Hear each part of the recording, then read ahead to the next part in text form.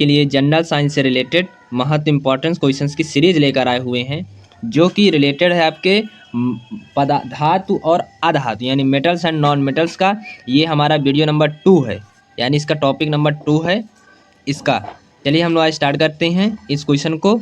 यह सारे क्वेश्चन जो हैं आपके वनडे एग्जाम में बहुत ही महत्वपूर्ण आते हैं, यानी हर बार आते हुए क्वेश्चन जैसे किस में आते हैं, रेलवे के लिए भी इंपॉर्टेंस है, यूपी ट्रिपल एससी के लिए भी इंपॉर्टेंस है, ग्रुप डी हो गया आपका, सी टेट है, एस टेट है, सुपर टेट है, ये सब में आते हैं, या आपका एसएससी हो। चलिए हम लोग स्टार्ट करते हैं आज का वीडियो। तो आपको पता है कि हम वीडियो स्टार्ट करने में बताते हैं आपको सबसे पहले क्या करते हैं, लास्ट में एक क्वेश्चन देते हैं और स्टार्टिंग का एक क्वेश्चन देते हैं। तो हमने इससे पहले वाले वीडियो में एक आपको क्वेश्चन दिया था, उसका हम आपको आंसर बता दें। पिछला वीडियो हमारा आंसर क्वेश्चन क्या था, हमारा क्वेश्चन था कि वह न्यूनतम वेग जिससे कोई पदार्थ किसी ग्रह की कक्षा से बाहर पलायन कर सकता है, यानी सबसे कम वेग, न्यूनतम का मतलब मिनिमम वेग कौन सा ऐसा है जिससे अगर हम फेंक दें उस वेग से तो वह ग्रह की कक्षा से बाहर चला जाए, तो उस वेग को क्या कहते हैं, पलायन वेग कहते हैं। क्या कहते हैं, पलायन वेग कहते हैं, पलायन वेग। क्लियर है।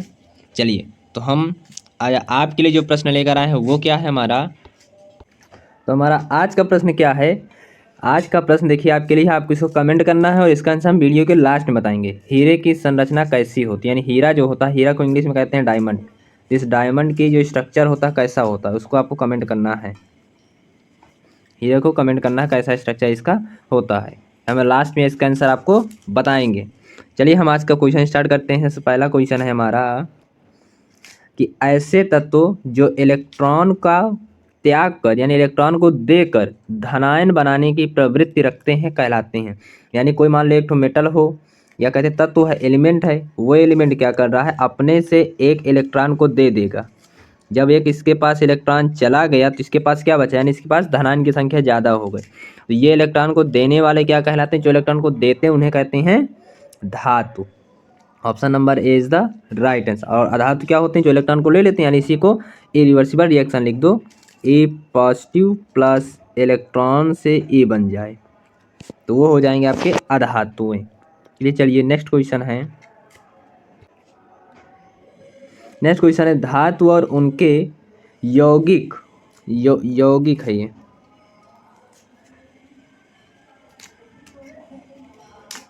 उनके यौगिक एक पृथ्वी में, उनके यौगिक पृथ्वी में एक नहीं है, धातु तथा उनके यौगिक पृथ्वी में किस रूप में मिलते हैं, अयस्क के फॉर्म में, खनिज में, या धातुकण में, या किसी फॉर्म में नहीं, इनमें से ऑप्शन नहीं।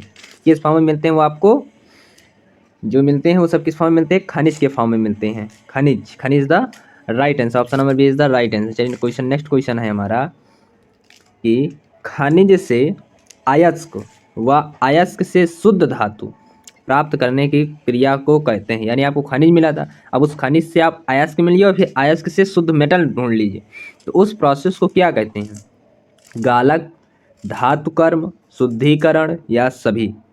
क्या होता है, शुद्धिकरण नहीं होगा, शुद्ध करने का मतलब शुद्धिकरण थोड़ा होता सब कुछ, इसका आंसर होगा धातु कर्म। Option number B is the right answer. Next question है आयरन, आयरन धातु के निष्करण में किस भट्टी का प्रयोग किया जाता है। क्वेश्चन बहुत इंपॉर्टेंट, वात्या भट्टी, मफल भट्टी, परावर्तनी भट्टी, या कोई नहीं। कौन सी भट्टी का यूज़ किया जाता है, वात्या भट्टी का यूज़ किया जाता है। चलिए नेक्स्ट क्वेश्चन है कौन सी अक्रिय गैस सर्वाधिक यौगिक बना सकती है। यानी अक्रिय गैस कौन सी होती हैं, किन्हें कहते हैं, जिनके पास यानी ना तो इलेक्ट्रॉन को शेयर करते हैं ना तो लेते हैं। कहाँ पाने पीरियोडिक टेबल में, तो पीरियोडिक टेबल में आप देखेंगे जब पीरियोडिक टेबल आपका बनता है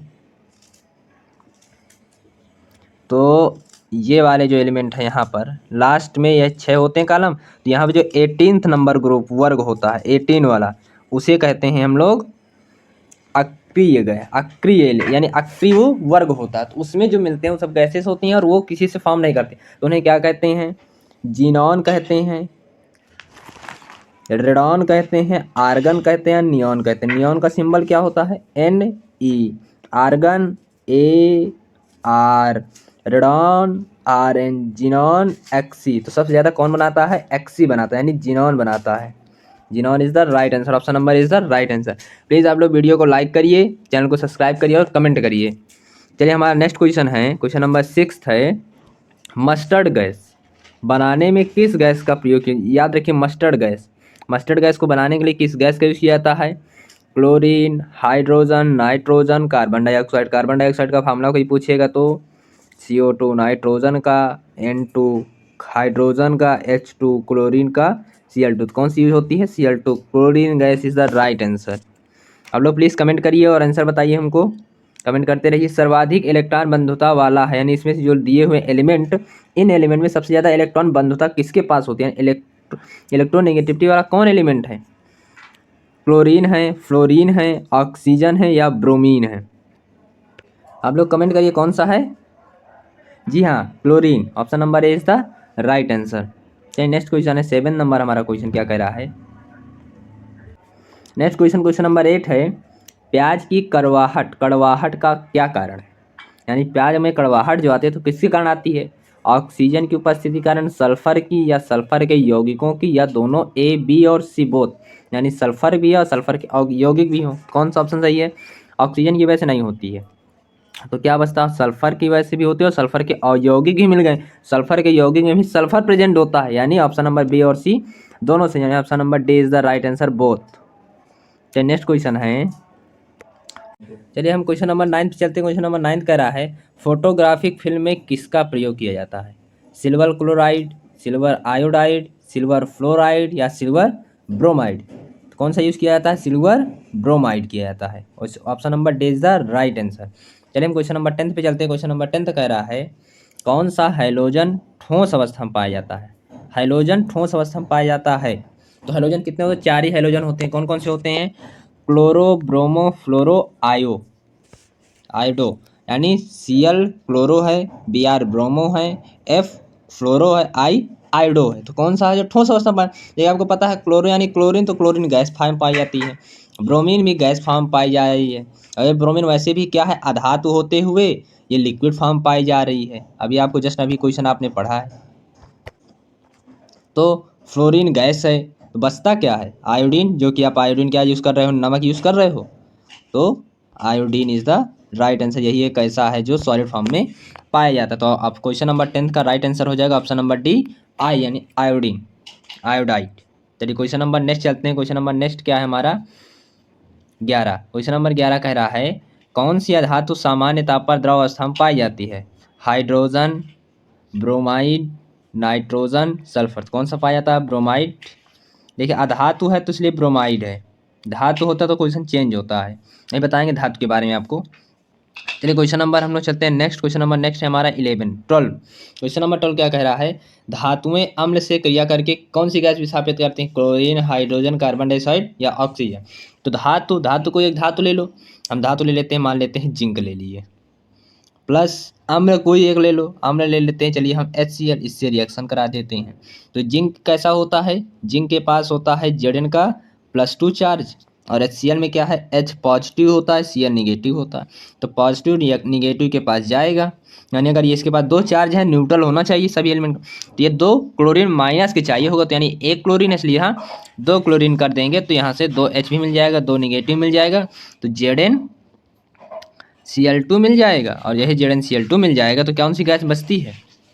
H2 ही गैस बच रही है, क्योंकि H ही बच रहा है, यानी कौन सा आंसर सही हो जाएगा? Option number B is the right answer, hydrogen gas विस्थापित होती है। चलिए क्वेश्चन नंबर 13 पे चलते हैं। भविष्य का ईंधन कहा जाता है क्या? भविष्य का ईंधन किसे कहा जाता है? हाइड्रोजन, ब्रोमो यानी ब्रोमाइड, कार्बन डाइऑक्साइड या ऑक्सीजन? किसे भविष्य का ईंधन कहा जाता है? वो क्या है आपका? हाइड्रोजन है। हाइड्रोजन को हम लोग भविष्य का ईंधन कहते हैं। ये चलिए क्वेश्चन नंबर नेक्स्ट चलते हैं। 14 नंबर कह रहा है, हीमोग्लोबिन में कौन सी धातु पाई जाती है? हीमोग्लोबिन क्या है? जो आपके ट्रांसपोर्टेशन कराता है, यानी ब्लड को रेड कलर जो प्रोवाइड कराता है वो होता है हीमोग्लोबिन, क्योंकि हीमोग्लोबिन में ही प्रेजेंट होता है आपका RBC, तो वही RBC ही प्रोवाइड कराता है आपको क्या? Red colour. तो हीमोग्लोबिन में क्या पाया जाता है? सोडियम, जिंक, मैग्नीशियम या आयरन? हाँ, तो हीमोग्लोबिन पाया जाता है आपका आयरन। तो हीमोग्लोबिन कहाँ से बना है? हीमोग्लोबिन में दो एलिमेंट होते हैं, एक को कहते हैं हेम्पटिन और एक को कहते हैं ग्लोबिन। हेम्पटिन और एक को कहते हैं ग्लोबिन। तो हेम्पटिन में ही आपके आयरन प्रेजेंट होते हैं, इसी से आपका ब्लड इंक्रीज करता है। तो यानी क्या, कौन सा ऑप्शन हो जाएगा? Option number D is the right answer. चलिए क्वेश्चन नंबर 15 पे चलते हैं। 15 कह रहा है जंग लगने पर लोहे के भार में क्या परिवर्तन आता है? घट जाता है, बढ़ जाता है, अपरिवर्तित रहता है या कोई नहीं। यानी जंग में लग रहा है किसमें? इसमें, इस लोहे में। तो लोहे का सिंबल क्या है? Fe। Fe में जंग लगने का मतलब क्या? ऑक्सीजन से रिएक्शन कर गया है, तो क्या बना लेगा? Fe2OH यानी फेरस आयोडाइड बना लेगा। फेरस ऑक्साइड बनाएगा, जैसे फेरस ऑक्साइड बना लेगा तो इसका क्या हो जाता है? यानी इस पर बाहर देख ली फेरस ऑक्साइड बन जाता है, तो फेरस ऑक्साइड ऑटोमेटिक लग रहा है कि बाहर क्या हो जाएगा? बढ़ जाएगा। यानी क्या हो जाता है? बाहर उसका बढ़ जाता है। चलिए क्वेश्चन नंबर हम लोग चलते हैं अब 17 पर। क्वेश्चन नंबर 17 क्या कह रहा है? कौन सी धातु कमरे के ताप पर द्रव अवस्था में पाई जाती है? गैलियम, मैग्नीशियम, पारा या मरकरी, बोथ ए एंड सी। यानी गैलियम और मरकरी। तो कौन सी धातु है?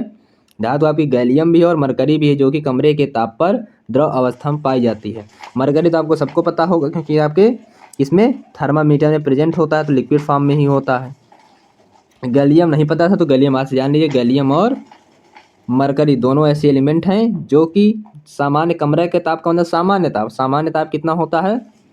298 केल्विन, या इसी को डिग्री सेल्सियस में चेंज कर देंगे तो क्या कर देंगे? -273 कम कर दी इसे, तो कितना बचता है? 25 डिग्री सेल्सियस। कौन सी हो गई? Option A and C is the right answer, यानी option number D is the right answer, both A and C. चलिए हम क्वेश्चन नंबर अब 18 पर चलते हैं। क्वेश्चन नंबर 18 कह रहा है धातुओं के ऑक्साइड होते हैं, यानी कोई भी धातु है तो एक धातु क्या है? धातु के ऑक्साइड होते हैं, यानी धातुओं के ऑक्साइड, यानी धातु ऑक्सीजन से रिएक्शन करके जो इसके ऑक्साइड बनते हैं, तो कैसे होते हैं? अम्लीय, क्षारीय, दोनों, या कोई नहीं। कोई भी एक धातु ले लीजिए, मान लेते हैं जिंक है। जिंक अगर ऑक्साइड से रिएक्शन कर जाए ऑक्सीजन से तो क्या बना लेगा? ZnO। तो अभी ZnO जो है ये क्या है? क्षार है, अम्ल है कि क्या है? तो ZnO क्या होता है? तो जो हमारे धातु होते हैं इनके ऑक्साइड कैसे होते हैं? जी हाँ, इनके ऑक्साइड जो होते हैं कैसे होते हैं? यानी धातुओं के ऑक्साइड जो होते हैं वो होते हैं क्षारीय। और धातुओं के ऑक्साइड कैसे होते हैं? अधातुओं पूछ लेगा तो उनके क्षार हो जाएंगे। यानी अधातु है तो अधातु के ऑक्साइड्स कैसे होते हैं? एसिडिक यानी अम्लीय। याद रखिएगा, उल्टा कन्वर्जन है। और अगर धातु पूछेगा तो उनके ऑक्साइड हो जाएंगे क्षारीय। क्लियर है? जी हाँ। चलिए क्वेश्चन नंबर हम नेक्स्ट करते हैं। तो इसका 18 का ऑप्शन कौन सा करेक्ट होगा? Option number B is the right answer. Please आप लोग लाइक करिए, चैनल को सब्सक्राइब करिए और कमेंट करिए आंसर। चलिए नेक्स्ट क्वेश्चन पे चलते हैं। नेक्स्ट क्वेश्चन कह रहा है सबसे कठोर धातु है सोडियम, प्लेटिनम, ऑस्मियम, मरकरी। ध्यान दीजिए, कठोर धातु पूछ लिया है। कठोर धातु कौन सी होती है? तो कठोर धातु कौन सी होती है? प्लेटिनम होती है। इसका सिंबल होता है Pt। एटॉमिक नंबर कितना होता है? 78 होता है। सोडियम का सिंबल पता ही है, Na। और ऑस्मियम का OS, मरकरी का Hg होता है। यही सबसे कठोर धातु पर चल गई। अब नेक्स्ट क्वेश्चन पे चलते हैं। नेक्स्ट क्वेश्चन कह रहा है जो हमारे बल्ब है, यानी बल्ब, इलेक्ट्रिक बल्ब कौन सा, यानी जो 100 वाट वाला मिलता है, जो पीला जलता है, उसकी बात की जा रही है। उसका जो फिलामेंट होता है वो बना होता है। देखिए सिंबल दे दिया है WV, Ni या Fe। तो ये W क्या होता है? टंगस्टन होता है। V क्या होता है? वैनेडियम होता है। और Ni क्या है? निकिल होता है। निकिल होता है। और ये बचता है आपका Fe। तो Fe क्या है? आयरन होता है। तो इसका आंसर क्या हो जाएगा? बल्ब का जो फिलामेंट होता है W का बना होता है, टंगस्टन का बना। Option number is the right answer. क्यों बना होता है? क्योंकि क्या होता है, इसकी मेल्टिंग पॉइंट जो होती है हाई होती है। जब इसमें पास कराते हैं आप इलेक्ट्रिक तो जल्दी पिघलता नहीं है, इसलिए इससे बना होता है। चलिए हम आपके लिए देते हैं एक आपका प्रश्न। आपके लिए प्रश्न हम लेकर आ रहे हैं। ये देखिए आपका प्रश्न है लोहे का। देखिए लोहे से संबंधित है, यानी आपका प्रश्न क्या है? लोहे का सबसे शुद्ध रूप कौन सा होता है? यानी कौन सा लोहा है? लोहे में सबसे शुद्ध लोहा कौन सा होता है? उसका आंसर आपको कमेंट करना और इसका आंसर हम आपको बताएंगे नेक्स्ट वीडियो में इसके। तो आप लोग प्लीज़ वीडियो को पूरा देखिएगा, चैनल को सब्सक्राइब करें। और इसी चैनल पर हमारे जीके और करंट अफेयर्स के लगातार क्वेश्चंस आ रहे हैं, बहुत ही इंपॉर्टेंट क्वेश्चन, जो कि आपको देखने हैं। चैनल को सब्सक्राइब करना है। और देखिए आपसे स्टार्टिंग में क्वेश्चन पूछे थे, उसका आंसर आपको बताते हैं, आपने कमेंट